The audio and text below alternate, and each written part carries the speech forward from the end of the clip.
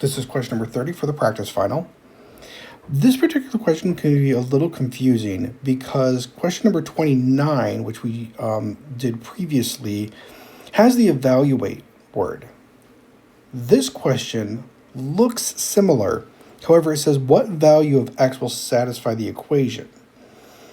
So instead of putting 8 in for x, what we're doing here is we're going to set them equal to each other, okay? So if we think about it, if you had the function of x, it would also equal the function of x, right? It's just one thing equals the same thing. Due to this, since we know that function x is actually equal to two different things or can be solved into them, we're going to write that we have x squared plus 4x plus 3 equals 8, applying both functions to each other. Another thing is the fact that it looks other than this looks really bizarre. On the right, it says function x equals 8, right?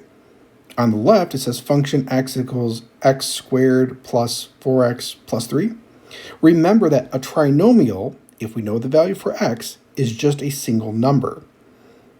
Okay? Just how 8 is a single number, x squared plus 4x plus 3, if we know what x is a single number. Okay? So we just need both of them essentially to equal 8. All right, so let's figure out what x is going to be to make that happen.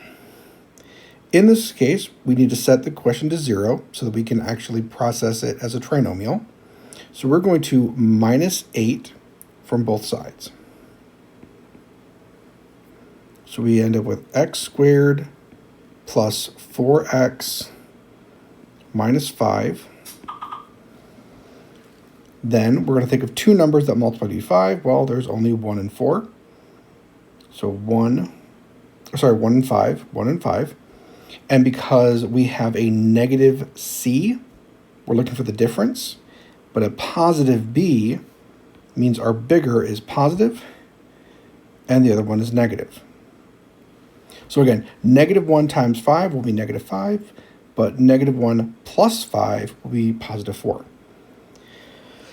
So I'm going to do lightning bolts to solve the question right now and say our answers are positive 1 and negative 5. Either of these two will give us an 8 if we were to process x squared plus 4x plus 3. It'll be 8, which 8 will equal 8, and we're cool.